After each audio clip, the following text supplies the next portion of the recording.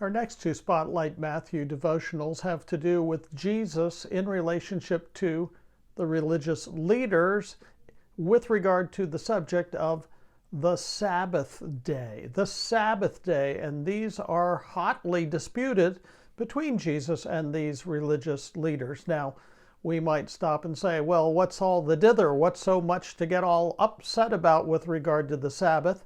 And that's because we don't really hold to the Sabbath as that significant of an issue. But let me simply say by means of background that in Orthodox Judaism, even today, observing and keeping the Sabbath is extremely important. I can think of a story where a friend of mine in one of my churches worked for the local power company, and there was one community in the area that was very heavily Jewish in its population. And what the Jewish rabbis asked for the power company people to do was to affix certain symbols or pieces of paraphernalia on the light poles at the perimeter of their community. Well, why did they do that? Well, in Judaism, there's such a thing as the Sabbath day journey. You were not allowed to take more steps than was legal for a Sabbath day's journey, and it was a very, very limited number of steps because the Sabbath was a day of rest. Well, you could move around in your house, but the Sabbath day journey did not let you travel but a handful of steps beyond your house. What's this have to do with these things on the telephone pole?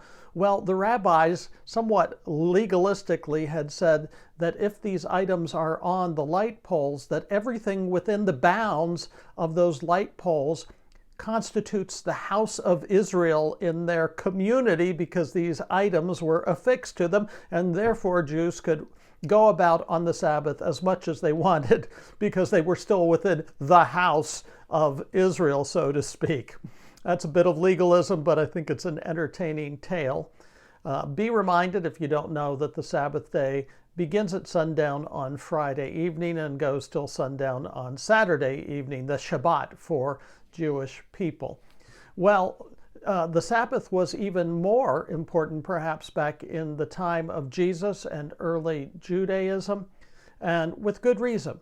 We know from the Old Testament that remembering the Sabbath to keep it holy is the fourth of the 10 commandments found in Deuteronomy chapter 5 and Exodus chapter 20. These are the 10 commandments. There is gravity, there is significance, therefore, to the Sabbath day issue.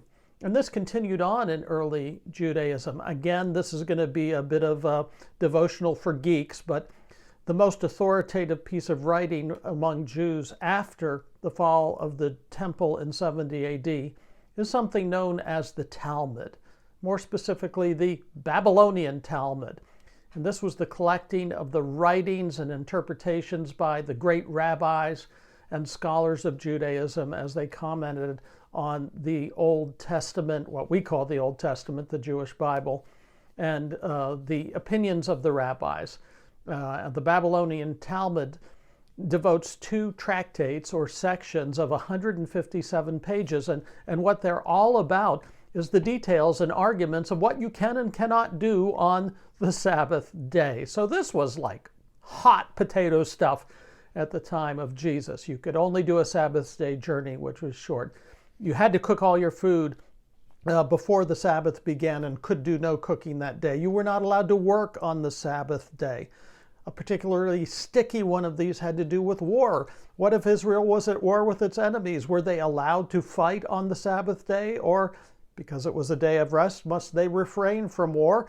Which would give a distinct advantage to your opposition if they decided to attack you on the Sabbath day. And actually, the rabbis had disagreements about what was appropriate and inappropriate in a time of war on the Sabbath day. So we don't think of this being a big deal, but to understand the passage, you need that context to see just how large it was. So listen to our passage for today. It is chapter 12, verses 1 through 8. At that time, Jesus went through the grain fields on the Sabbath. His disciples were hungry, and they began to pluck the heads of grain and to eat them. But when the Pharisees saw it, they said to Jesus, "Look, your disciples are doing what is not lawful to do on the Sabbath." Jesus said to them, "Have you not read what David did when he was hungry and those who were with him? How he entered the house of God and ate the bread of the presence, which was not lawful for him to eat or for those who were with him, but only for the priests? Or have you not read in the law how on the Sabbath the priests in the temple profane the Sabbath and are without guilt? I tell you, something greater than the temple is here. And if you had known what it means, I desire mercy instead of sacrifice, you would not have condemned the guiltless. For the Son of Man is Lord of the Sabbath." We see what's going on here. The first is that the disciples are doing actions on the Sabbath day that break the law according to the really religious people. What are they doing? Well, they're traveling more than a Sabbath day's journey. That's a no-no. They are plucking heads of grain. That's considered work. That's a no-no. And so they bust Jesus on this. And how does Jesus respond? Well, first of all, he gives an example of how David and his men broke the Sabbath day when they came and ate of the showbread, or of this holy bread in the temple, which was unlawful for them to do. And they weren't guilty. Why? Because David was the great king of Israel, and there was a great need for his men to eat, and therefore it was considered a greater priority for them to eat with David as the king of Israel than for them to refrain from eating that bread. And what Jesus implicitly is saying, which is amazing, by the way, is that if David could get away with it, if his men were allowed to eat, then I can get away with it, and my men can eat as well. Implicitly, Jesus is using the example of David to show that he is equal or greater than David. Indeed, as we've seen, he is David's greater son. But then Jesus goes on to a second stunning example, where he says that the priests do activities in the temple on the Sabbath that would be illegal and unlawful for anyone else to do, because the work of the temple is more important, it's greater than the Sabbath day law, and therefore they are not guilty of breaking the Sabbath day law. And then Jesus says, someone greater than the temple is here. Something greater? Of course he's referring to himself. He says, indeed, if those priests were guiltless, then I am guiltless. And if it's right to do this in the temple, I'm even greater than the temple. And therefore, what my men have done in no way is breaking the law of God, because I am greater than the temple. And then Jesus even throws on top of that, do you not know that the Son of Man is Lord of the Sabbath? Do not miss what is going on here. I know we like applications to our own lives, but let us not forget, Matthew's a theologian, and he wants to reveal to us who Jesus is and what Jesus came to do. So we've got to focus today on Jesus stuff, not on our stuff. First of all, Jesus compares himself favorably to David, which means he's comparing himself favorably to one of the greatest institutions of Israel, the kingship.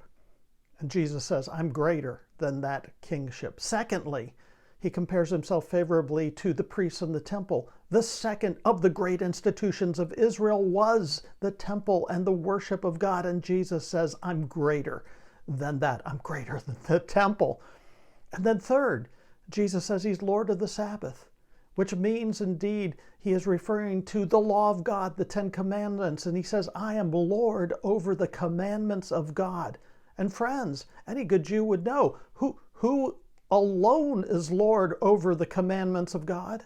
God is Lord over the commandments of God. And yet the Son of Man is Lord of the Sabbath.